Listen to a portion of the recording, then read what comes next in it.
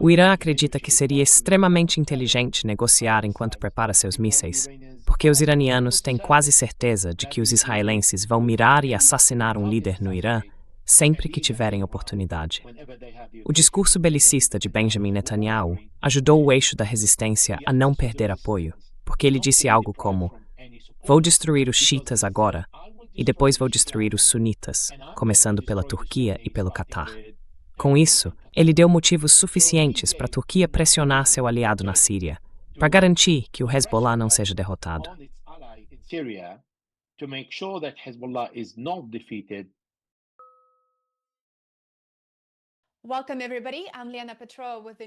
Bem-vindos, pessoal. Eu sou a Lena Petrova e este é mais um episódio de Assuntos Mundiais em Contexto. Hoje, tenho o prazer de receber de volta um grande amigo do programa, Elijah Magnier. O Elijah é um dos principais analistas políticos do Oriente Médio e um correspondente veterano de zonas de guerra, com mais de 35 anos de experiência cobrindo o Oriente Médio e o norte da África. O conhecimento profundo que ele tem sobre Irã, Iraque, Líbano, Líbia e Síria torna seus textos leitura obrigatória para quem quer entender assuntos complexos, que, claro, são frequentemente mal noticiados pela mídia ocidental. Acompanhem o trabalho do Elijah em Qum, eu mesma acompanho. Sou uma grande fã. Elijah, seja bem-vindo de volta. Muito obrigada por tirar um tempo para conversar com a gente. Olá, Lena, é um prazer estar aqui e muito obrigado por essa apresentação tão gentil. Bom, é tudo verdade e eu estou muito feliz de ter você no programa hoje porque tem muita coisa acontecendo e muita coisa para a gente analisar. As negociações que estavam previstas para acontecer na Suíça no dia 19 de junho foram aparentemente adiadas depois da retomada dos combates no Líbano. O Irã também sinalizou que o avanço nas conversas diplomáticas depende, claro, de uma redução das tensões na região. Elijah, você pode explicar para a gente os acontecimentos mais recentes que podem ou não atrapalhar as próximas negociações entre o Irã e os Estados Unidos?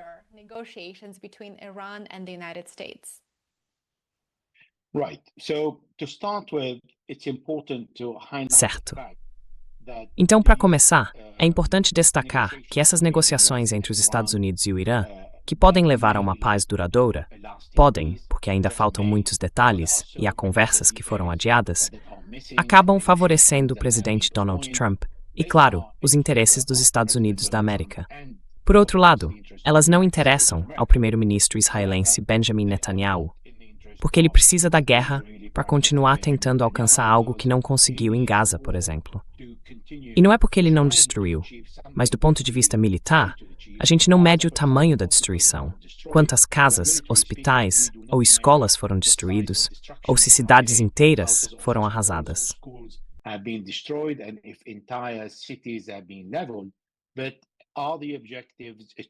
Mas os objetivos foram alcançados? Em Gaza, não foram. O Hamas ainda está lá.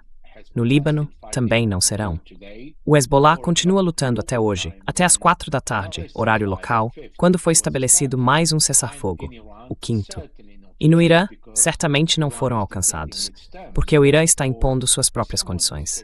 Então, para alguém que vai enfrentar uma eleição em Israel, em outubro ou novembro, para o Knesset e para o cargo de primeiro-ministro, a paz pode acabar com a carreira política dele.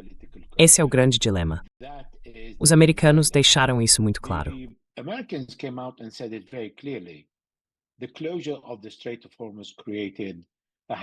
O fechamento do Estreito de Hormuz causou um caos no mercado. Estava prestes a esgotar toda a reserva e o estoque de segurança de petróleo dos Estados Unidos. E isso, para os economistas, é extremamente grave. Eles sabem o que isso significa, porque se você perde todo o seu estoque e não tem reservas como os Estados Unidos ou a China, grandes países, então o preço do petróleo pode subir 10, 20, 30, 40, 50 dólares em uma semana e depois seguir sem controle nenhum. É por isso que Donald Trump falava sério quando disse que estávamos a apenas 4 semanas de esgotar todas as nossas reservas. A economia mundial, especialmente na Europa, está sofrendo muito com o aumento dos preços, com a falta de todos os derivados do petróleo dos fertilizantes que o mundo inteiro está precisando. E claro, com o gás, que já aumentou 37,5%.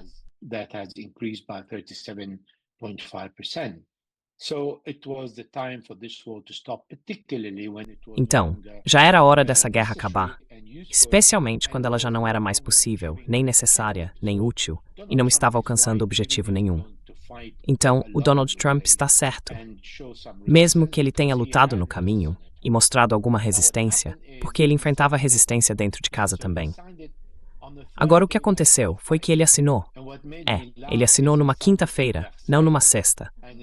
E o que me fez rir foi que ele assinou em Versalhes, justamente no palácio onde, em 1919, os alemães assinaram de fato o chamado Diktat, a rendição deles depois da Primeira Guerra Mundial. E isso me fez rir porque o Donald Trump não está realmente se rendendo, mas o Irã está impondo seus termos e, ao mesmo tempo, dando para os americanos o que eles queriam, que é não ter bomba nuclear, que o Irã nem quer fabricar. Isso me arrancou um risinho por dentro.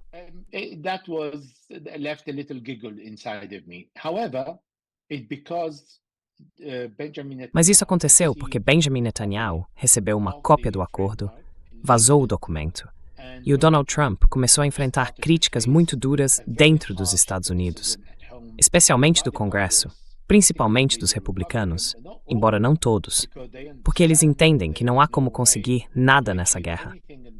Chega um momento em que é preciso parar, quando se percebe que não está indo a lugar nenhum e não está alcançando resultado algum. Pelo contrário, está se prejudicando e prejudicando os outros. Foi por isso que a assinatura aconteceu numa quinta-feira à noite, horário local, em Paris. E hoje, o vice-presidente Vance deveria se reunir com os iranianos, mas os iranianos cancelaram o encontro.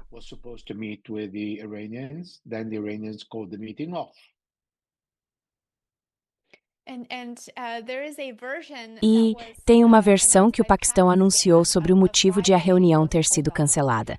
Eles disseram que foi porque este mês é um mês especial. Mas isso é verdade? Qual é o verdadeiro motivo pelo qual a reunião foi cancelada?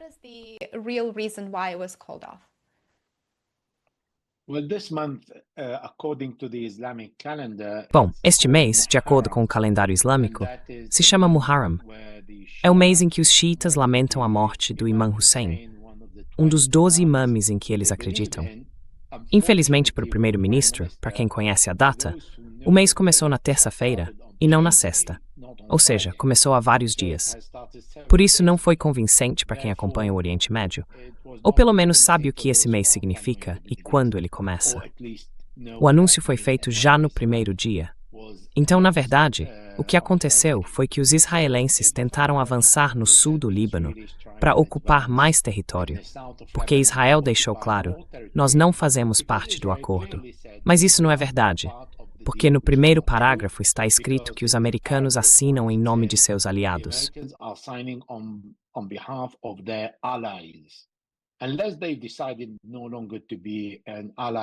A menos que eles decidam deixar de ser aliados dos Estados Unidos, o que eu duvido muito, porque não conseguiriam sobreviver sem isso. Então eles dizem, não estamos preocupados. E como disseram, não estamos preocupados, rejeitaram, não quiseram. E o Benjamin Netanyahu disse, preciso lidar com sabedoria com o presidente Trump, mas liberou os ministros do gabinete, como o ministro da Segurança, Itamar Ben-Gvir, e o ministro das Finanças, Bezalel Smotrich, para atacarem duramente o Donald Trump. E foi isso que levou o vice-presidente Vance a dizer lembrem-se.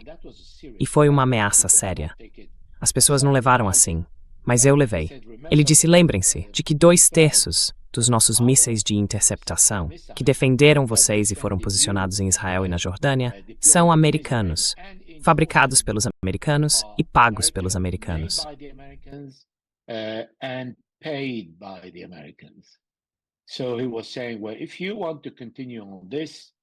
Então ele disse algo como, olha, se você quiser continuar com isso, vai estar por conta própria, porque a gente vai retirar o nosso equipamento.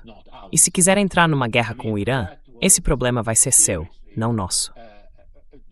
Esse foi, de fato, o momento em que os americanos traçaram um limite. Eles estão oferecendo bilhões de dólares aos israelenses, fabricando juntos uma grande quantidade de armas para apoiar Israel, e estão pagando por isso. Essas armas estão sendo colocadas em Israel e também em outros países aliados, como nas bases americanas na Síria, nas bases no Iraque, em Erbil e Harir, no Kurdistão, além da Jordânia e de Israel. And in Jordan and in Israel. We remember the THAAD interception missile that goes beyond the atmospheric pressure.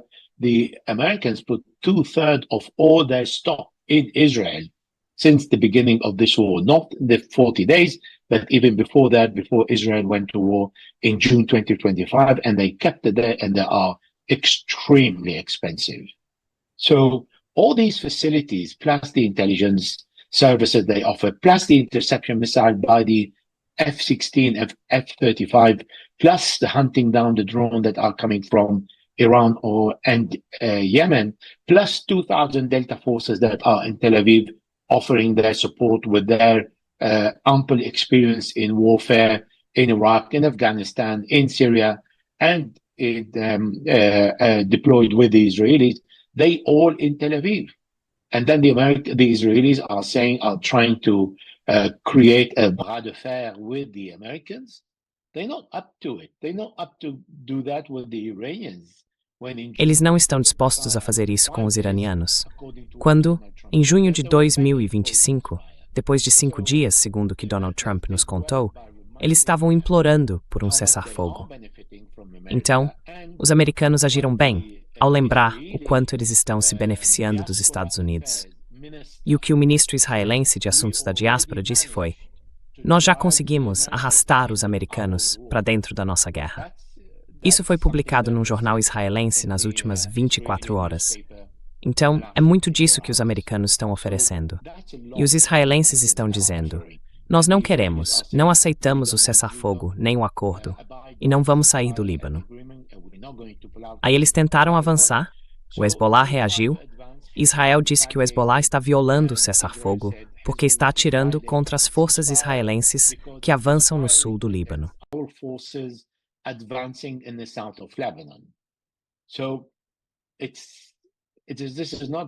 Então, isso não é uma piada. É realmente o que ele disse. Ele culpou os libaneses por atirarem contra as forças de ocupação em território libanês, onde essas forças estão avançando para tomar mais terras do Líbano. E ele chamou isso de uma violação do cessar-fogo. Os cataris e os americanos reagiram hoje, mas tem um pequeno parêntese aqui ao qual eu vou voltar depois. Eles reagiram e impuseram o cessar-fogo. Falaram com o Hezbollah, falaram com os israelenses, e Netanyahu aceitou o cessar-fogo às 4 horas. Isso foi há mais ou menos 1h30.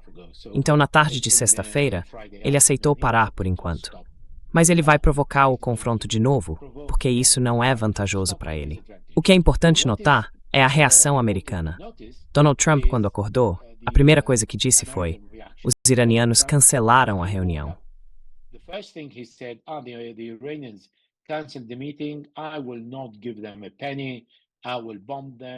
Eu não vou dar um centavo para eles. Eu vou bombardear, eu vou fazer isso, vou fazer aquilo. Mas aí, meia hora depois, claro, ele acordou de mau humor. Aí começou a pressionar os israelenses para pararem o que estavam fazendo. E entendeu que o Irã tem o direito, de acordo com o acordo, de dizer vamos avançar parágrafo por parágrafo. E se o primeiro não for cumprido, a gente para ali até que seja, ou volta tudo a estaca zero. No primeiro parágrafo, está escrito que é para acabar com a guerra em todas as frentes. E o Líbano é mencionado 3 vezes. Diz incluindo o Líbano. Respeitar a soberania do Líbano, o que significa todo o território libanês, e a liberdade de todo o território libanês, ou seja, sem forças de ocupação nele.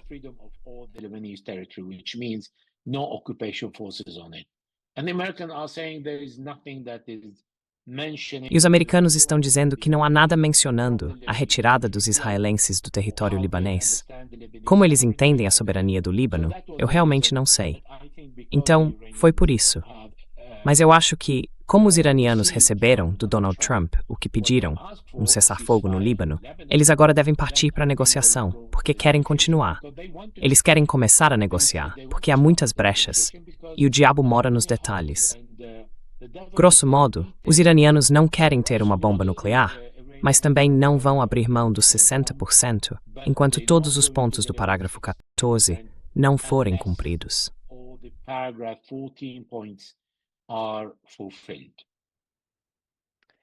Elijah, muito obrigado por explicar tudo isso para a gente. Isso é extremamente importante e eu acho que é fundamental para entender e definir as expectativas para os próximos 60 dias, considerando que o acordo de entendimento siga o que foi planejado. E eu também gostaria de acrescentar que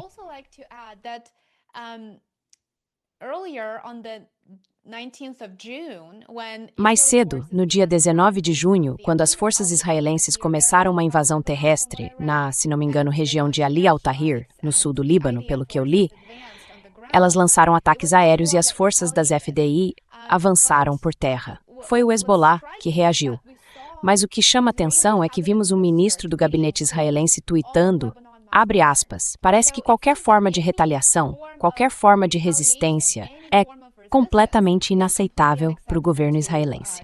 Fecha aspas. Agora, claro, de acordo com o memorando de entendimento, os Estados Unidos ficaram encarregados de encerrar imediatamente todas as hostilidades na região. Então, diante desse tipo de desconexão contínua entre Netanyahu e Trump, quais são os principais desafios? Quais são os novos desafios que o governo Trump está enfrentando agora? Considerando que o memorando está sendo implementado e que a administração Trump parece determinada a aplicar as exigências do acordo conforme foi firmado com o Irã?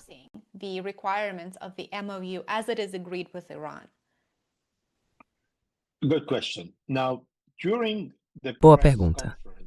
Então, durante a coletiva de imprensa que o Donald Trump deu, a última que ele fez na França, ele disse algumas coisas que chamaram a atenção. Primeiro, ele afirmou que o Irã tem o direito de ter mísseis balísticos. Por que não? Todos os outros países da região têm mísseis balísticos. Ok, é um bom ponto. Isso tira um dos principais argumentos que os israelenses estavam levantando. Não os americanos, os israelenses. Segundo, ele disse que o Irã tem o direito de ter energia nuclear para usar em eletricidade ou em pesquisa. E isso é normal, porque todo país tem. Eu até disse para eles, mas vocês têm muito petróleo, por que querem energia nuclear? E eles responderam que querem para gerar eletricidade e para outras coisas. Quer dizer, nós na França temos bombas nucleares e também reatores nucleares, como acontece em muitos países da Europa.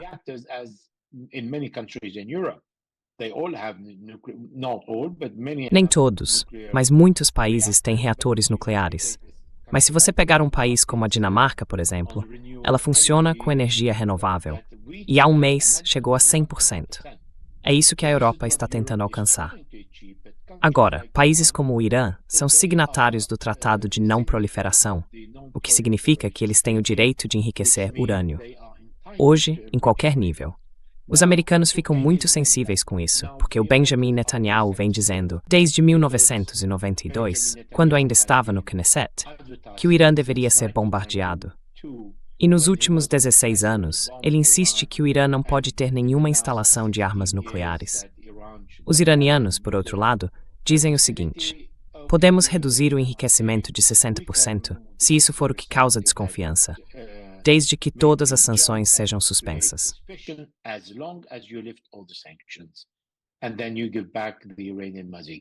E aí, você devolve a música iraniana. E é por isso que o Donald Trump disse de novo, olha, eu quero que eles tenham uma boa vida, que vivam com prosperidade. É por isso que ele acha importante suspender as sanções. E também esse dinheiro, e ele está falando de 120 bilhões de dólares, não é nosso. Foi o que o Donald Trump disse. E é verdade. Esse dinheiro é iraniano, está congelado há 47 anos e fica guardado principalmente no Catar, no Iraque, na China, na Coreia e um pouco na Europa. Os americanos têm só 2 bilhões, então não é muito. Mas tem muitos outros bilhões espalhados por vários países, porque ninguém se atreve a devolver, já que os americanos disseram para não fazer isso. E ele disse que tudo bem se o Irã tiver o próprio dinheiro. E isso, de novo, vai contra o objetivo do Benjamin Netanyahu.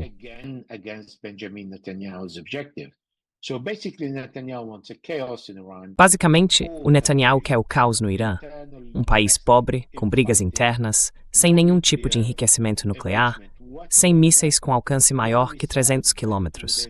Foi isso que ele disse. Assim, eles poderiam bombardear os países do Golfo ali por perto, mas nada além disso. Bom, nem isso. Depende de onde colocarem esses mísseis no Irã, porque o país tem 1.648.000 quilômetros quadrados. É enorme. 300 quilômetros não chegam a lugar nenhum, a menos que coloquem tudo nas fronteiras, e aí seria muito fácil destruir todos. E o Donald Trump disse que tudo bem se eles tiverem isso. Donald Trump said it's okay if they have all that. And then the 60 days Iran giving E então, por 60 dias, o Irã vai permitir a passagem livre pelo Estreito de Hormuz, sem cobrar nenhuma taxa. Mas depois disso, isso vai mudar, não com taxas, mas com serviços. Então estamos num caminho muito bom.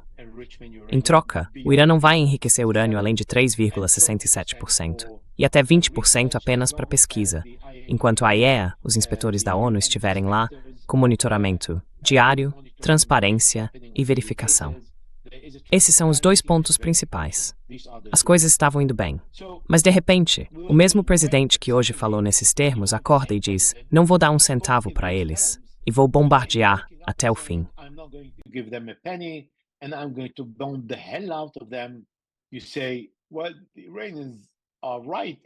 Você pode dizer, bom, os iranianos têm razão em dizer que são muito céticos, porque talvez um dia você brigou com a sua esposa, ou acordou de mau humor. O que você vai fazer? Vai explodir todo o acordo de novo? Então, felizmente, parece que tem alguém informando ele sobre o que está acontecendo.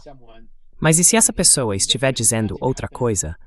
Como aconteceu antes de fevereiro de 2026, quando Jared Kushner e Steve Woodcock voltaram e disseram para Donald Trump: o Irã pode fabricar 11 bombas nucleares agora. Quer dizer, é uma loucura o que eles disseram. E claro, alguém que não sabe e confia no seu enviado vai reagir e dizer: sim, precisamos bombardear o Irã imediatamente. Só que aí vem outro problema. Os americanos nos disseram, e disseram também ao povo americano, que em junho de 2025, eles tinham destruído completamente os reatores nucleares, o urânio enriquecido, todas as centrífugas, tudo.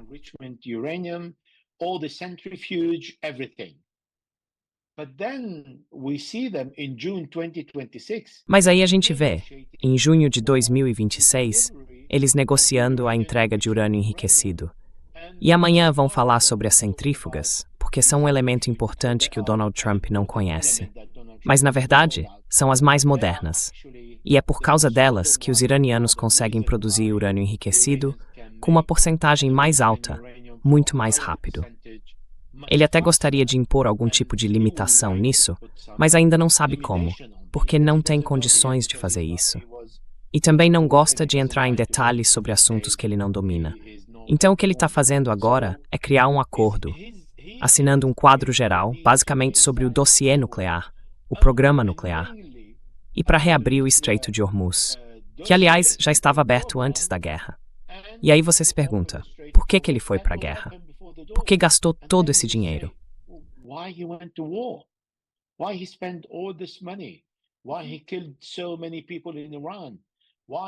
Por que ele matou tanta gente no Irã? Por que ele destruiu 300 bilhões de dólares em infraestrutura no Irã? Então por que ele recebeu dos iranianos 50 bilhões em danos às bases americanas no Golfo? Por que ele gastou mais de 29 bilhões, segundo a declaração e o depoimento da Hexit ao Congresso, só em munições para bombardear o Irã? Por que há tantos bilhões investidos em Israel para que os israelenses usem bombas americanas para atacar o Irã? Por que matar 130 líderes importantes no Irã, incluindo o grande Ayatollah, que é o equivalente ao Papa para os muçulmanos xiitas, e nos fazer voltar ao ponto em que estávamos antes da guerra? Então é aí que você percebe o que essas pessoas em volta do Donald Trump estão fazendo. Mesmo que ele não entenda de geopolítica, ele precisa cobrar a responsabilidade de quem está ao redor dele.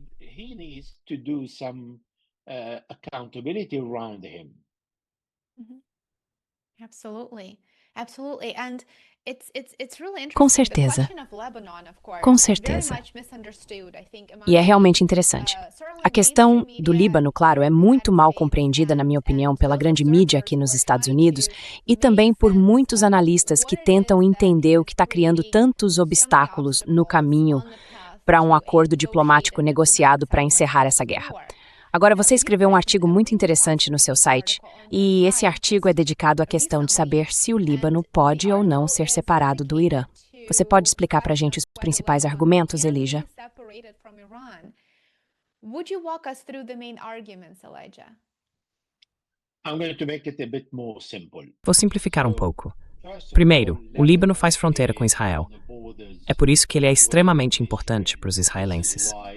Segundo, o Hezbollah surgiu no Líbano depois da invasão israelense de 1982. Antes disso, em 1948 e 1967. Before that, in 1948 and 1967, the Israelis bombed Lebanon. 1970. Os israelenses bombardearam o Líbano em 1976. Eles destruíram muitos aviões civis no aeroporto. Destruíram várias aldeias, porque muita gente no Líbano, muitos líderes, tomaram decisões erradas. Por exemplo, em 1958, o presidente Camille Chamon chamou os fuzileiros navais. 14.000 vieram só para apoiar a reeleição dele. Em 1969, o presidente Charles Helou aceitou o Acordo do Cairo, que deu ao OLP a possibilidade de atacar Israel a partir do sul do Líbano. Então, mais uma vez, o povo do sul do Líbano está pagando o preço. Em 1975, o presidente maronita Suleiman Frangieh chamou, em 1976, as forças sírias para entrarem no Líbano. E em 1982, o presidente Bashir Gemayel chamou os israelenses para virem ao Líbano. E eles vieram e invadiram o sul do país, Anatolia Beirut.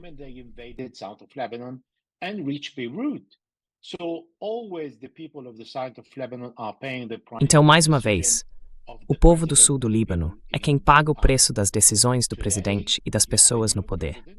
Hoje há um novo presidente, que está lá há alguns meses, Joseph Aoun, e ele decidiu não usar nenhuma forma de pressão e ir conversar diretamente com os israelenses. Eles são excelentes negociadores. Conseguem dar 10 significados diferentes para uma única palavra. Transformam o que é legal em ilegal e o que é ilegal em legal. Tem uma explicação para cada termo, para cada frase. A ponto de que o Estado palestino, ou um Estado palestino, vira um debate interminável que pode durar anos enquanto os palestinos continuam sem ter um Estado.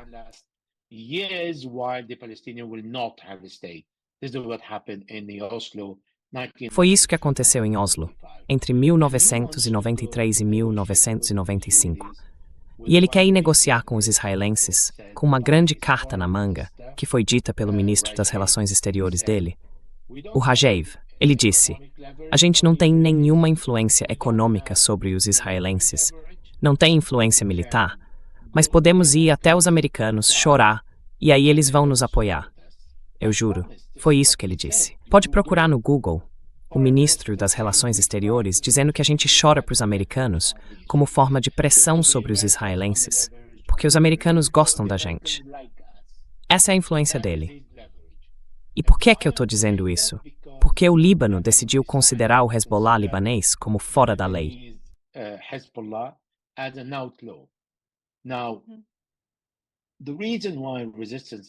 A razão pela qual surge a resistência é quando não existe um Estado. Quando o primeiro-ministro, alguns meses atrás, foi ao sul do Líbano e disse aos libaneses: eu não posso proteger vocês. E quando o presidente do Líbano mandou o exército libanês se retirar de todas as áreas nas províncias do sul, justamente onde as forças de ocupação israelenses estavam avançando, isso significa que não há proteção. O enviado presidencial dos Estados Unidos, Thomas Barak, disse que o Líbano é um estado falido. Então o principal amigo e aliado do presidente libanês está dizendo que o Líbano é um estado falido. E aí você olha para a resistência, que no começo dessa guerra, durante o avanço israelense, prendeu 29 membros do Hezbollah e confiscou 47 mísseis antitanque guiados a laser para tentar impedir o avanço dos tanques israelenses.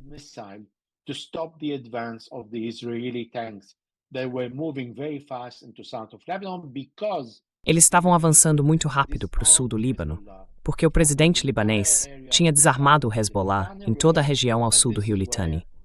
E foi aí que os israelenses pensaram: Vamos fazer um passeio pelo sul do Líbano. Vai ser fácil, é só andar. Eles não esperavam que o Hezbollah reagisse com o que tinha, armas muito leves, e começasse a enfrentar os israelenses. Aí, de repente, eles pararam e disseram: então temos aqui uma resistência.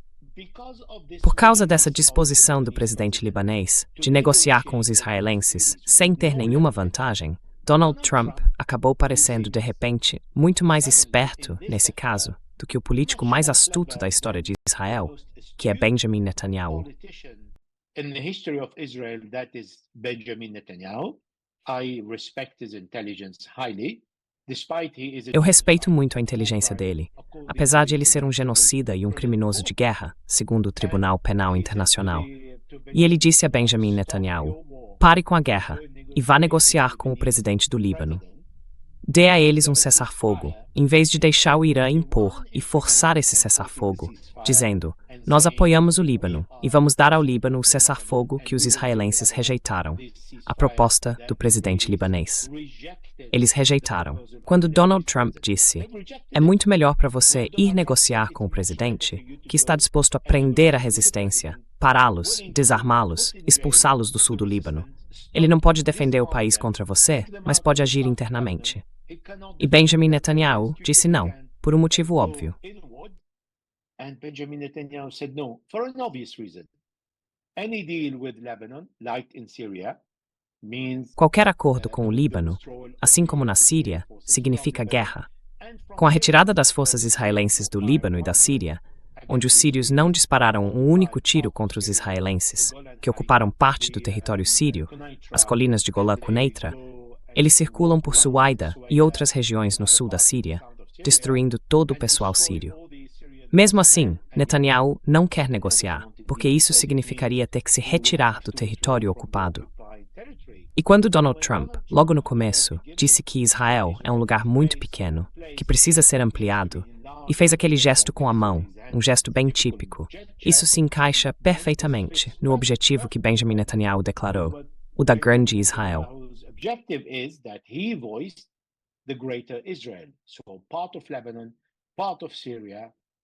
Então, parte do Líbano, parte da Síria, parte da Jordânia. Quando ele termina com a Cisjordânia, que tinha 20% do território palestino, agora tem 10%. Gaza, que tinha 100%, 363 km², hoje já perdeu 53%, depois 60%, e Netanyahu mandou tomar até 70%. Ou seja, ele está apertando 2,5 milhões de pessoas em menos de 100 km².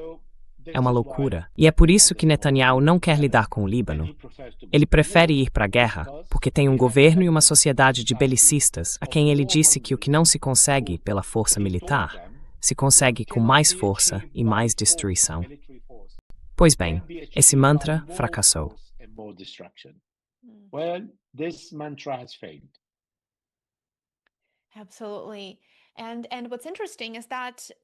Com certeza. E o interessante é que, com a queda de Bashar al-Assad, acho que vimos o chamado eixo da resistência enfraquecer a ponto de talvez nem existir mais como um ator não estatal forte. E a guerra dos Estados Unidos e de Israel contra o Irã parece ter reacendido essa força e, de certa forma, fortalecido justamente aquilo que eles queriam destruir. O eixo da resistência, o ressurgimento desse eixo, com o Hezbollah e o Irã voltando a ser mais uma vez fortes sírios estatais ou dois.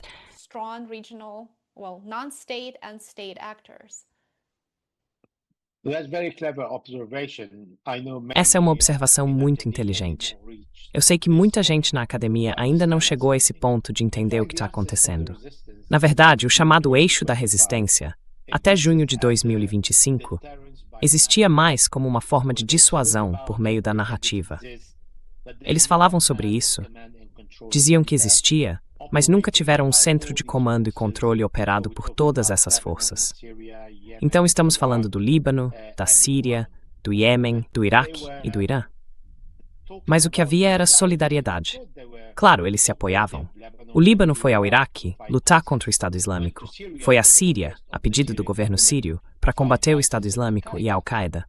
E depois, os iemenitas apoiaram o povo palestino quando estavam sob cerco, enquanto os israelenses destruíam suas casas e deixavam o povo passar fome.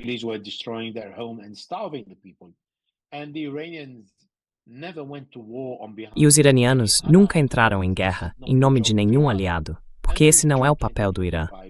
Até junho de 2025, quando a guerra foi imposta ao país por 12 dias. Depois desse período, o Irã entendeu o que tinha acontecido com o Hezbollah, por exemplo, com o ataque aos Pages, com o assassinato de toda a alta cúpula, a primeira e a segunda linha de comando. Porque foi exatamente isso que Israel fez com o Irã. Eliminou a primeira e a segunda linha de comando logo no primeiro dia, em junho de 2025. Mas atores ideológicos têm lideranças horizontais, não verticais. Então, se um é removido, outro surge e assume o lugar. Eles entenderam isso e começaram a fortalecer o chamado eixo da resistência.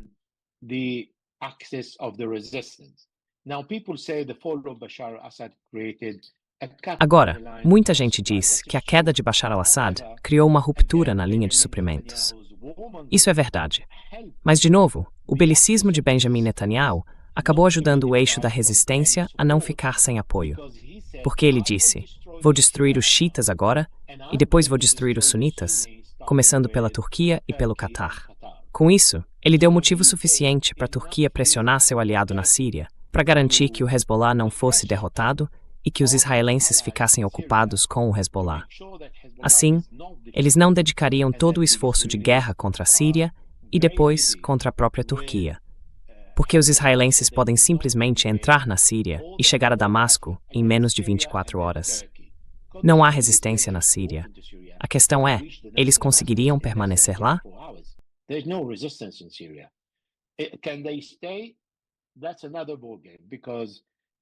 Isso é outra história, porque você pode ocupar, mas depois precisa proteger e controlar. E para isso, é preciso conquistar os corações e as mentes da população. É por isso que o Hezbollah existe no sul do Líbano, porque as pessoas o apoiam. Sem esse apoio, o Hezbollah já teria acabado completamente. Ele não é algo de fora. Faz parte da população libanesa, faz parte do sul do Líbano, do Vale do Bekaa, do sul de Beirute. E eles não são apenas xiitas.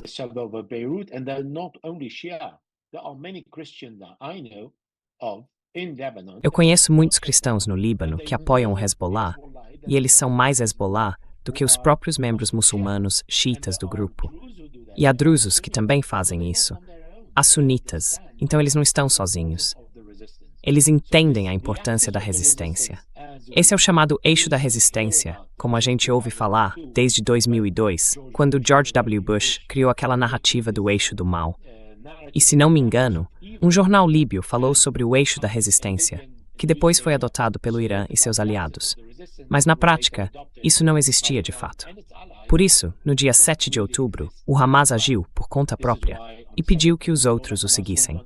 Uma das cartas de Yahya Sinwar, o líder do Hamas em Gaza, foi encontrada pelos israelenses, e nela ele dizia que meia hora antes do ataque, eles informaram Said Hassan Nasrallah, o líder do Hezbollah, sobre a intenção, e explicavam por que não o tinham avisado antes.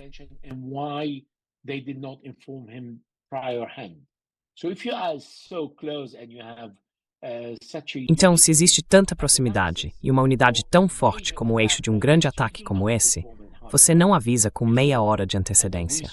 E depois vimos como o mundo inteiro correu para apoiar Israel, porque Benjamin Netanyahu disse, vou ser atacado por todo o eixo da resistência. Líbano, Síria, Iraque, Iêmen e Irã vão me atacar. Foi por isso que ele recebeu um apoio sem precedentes. Agora, o eixo da resistência voltou de forma mais inteligente. É por isso que o Irã entrou em guerra em nome do Líbano, e não o contrário. Porque pela primeira vez, está claro para todos, pesquisadores, acadêmicos e jornalistas, que o Irã realmente foi à guerra em nome do Hezbollah, para proteger o Hezbollah, e não o contrário. O Hezbollah não ofereceu nada ao Irã.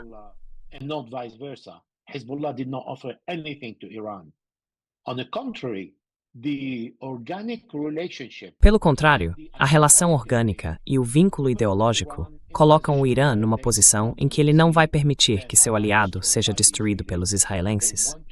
Eles querem dar uma chance a esse povo de lutar por sua terra, como está previsto no artigo 154 da Constituição, que fala em apoiar todos os povos oprimidos do mundo. Mas desta vez, trata-se de uma organização orgânica, um ator híbrido, ligado ideologicamente ao Irã. E é por isso que o Irã entrou em guerra em nome deles, fechou o Estreito de Hormuz em nome deles, interrompeu as negociações do acordo em nome deles.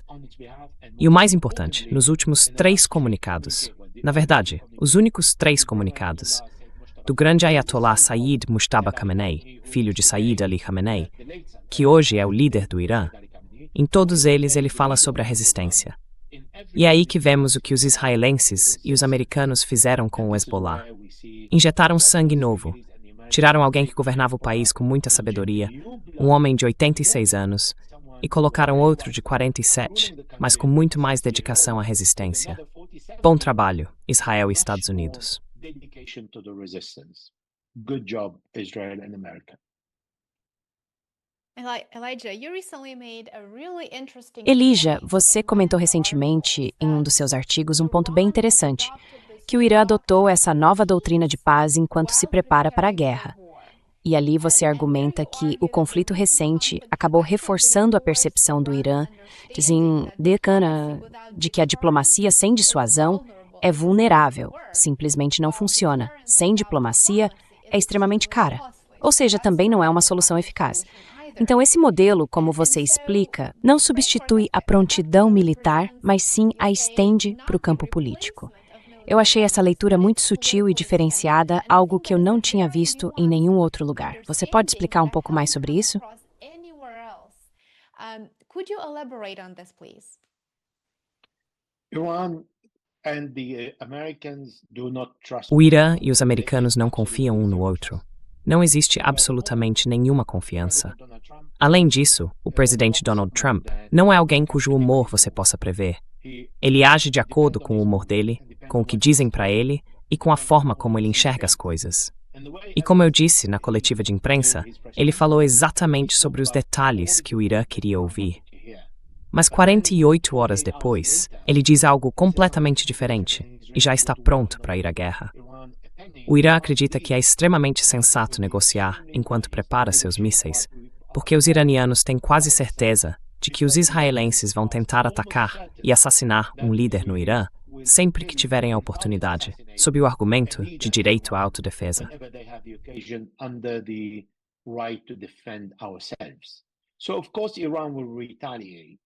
Então é claro que o Irã vai retaliar. Mas, ao retaliar, eles perderam um homem, ou mais do que um homem, que eles realmente gostariam de manter, e não perder dessa forma. Só para dar uma vitória tática, não estratégica, tática para Israel. E por isso, como eles não sabem quais detalhes vão ser acertados, e como a gente também não sabe como o dinheiro vai ser liberado pelos americanos, primeiro falaram em 24 bilhões, depois mudaram para 12, e depois mudaram de novo, e disseram 2. Eles disseram, a gente vai te dar o dinheiro que você tem a receber do gás que forneceu para o Iraque. E o Iraque não pagou. Então você pode pegar esse dinheiro. Mas aí dizem também, olha, tem 12 bilhões no Catar que os americanos prometeram entregar para os iranianos, mas nunca entregaram.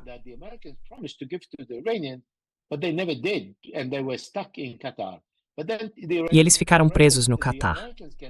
Mas aí os americanos podem dizer, olha, na verdade, a gente não vai te dar o dinheiro em espécie. Você pode comprar coisas da gente. Tá, mas e se os iranianos não quiserem comprar? É aí que entram todos esses pontos obscuros sobre como devolver o dinheiro, como vai acontecer o enriquecimento de urânio e como as sanções vão ser suspensas. O Barack Obama suspendeu as sanções, mas manteve as sanções secundárias. Por isso o Banco Central do Irã não conseguiu negociar com o resto do mundo. Então, se o Donald Trump suspender as sanções contra o Irã, mas continuar bloqueando o sistema SWIFT e o Banco Central iraniano, qual é o sentido de suspender as sanções se o Irã não pode fazer nenhuma transação com nenhum país?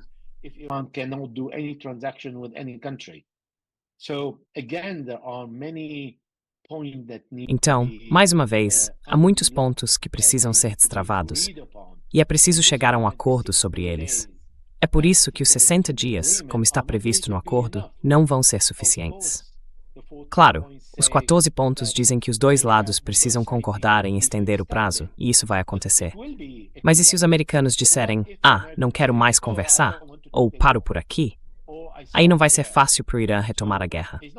Por isso, os países mais dispostos podem lançar uma bad news contra o Irã. Eles estão desesperados. Benjamin Netanyahu está desesperado. Iran, because they are desperate. Benjamin Netanyahu is desperate. Is Donald Trump going to stop him? So far, Donald Trump is saying, O Donald Trump vai impedir isso. Até agora, o Trump tem dito, somos bons amigos. A gente discorda, mas somos bons amigos. Ele não veio a público condenar. O Vance, sim. Ele disse que não dá para resolver todo o problema com uma guerra. Ele realmente criticou Benjamin Netanyahu. Tá tudo muito nebuloso. Os 14 pontos não são muito claros, tem detalhes que exigem anos de negociação, justamente por causa dessa falta de confiança. E se eles assinarem um acordo, concordarem com todos os detalhes, mas nada for colocado em prática, ou então, em 2 anos e meio, entra outro presidente e diz, olha, eu não gosto desse acordo, vou tirar isso da mesa.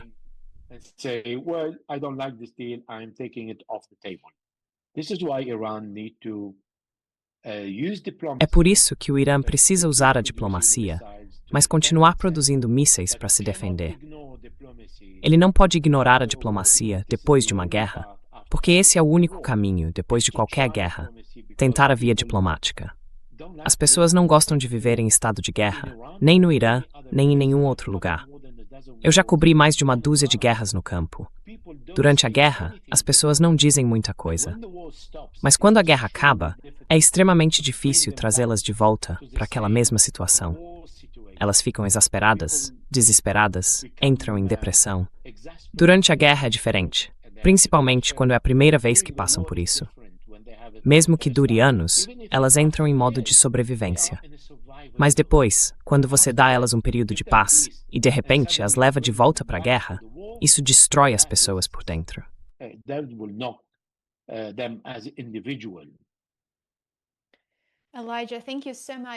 Elijah, muito obrigado por estar aqui com a gente, por dedicar seu tempo e por compartilhar todos esses detalhes importantes que a gente não costuma ouvir em nenhum outro lugar. Espero que você volte na semana que vem para continuar essa conversa. Obrigado, Elijah. With a Sturge, a very sign. Yeah.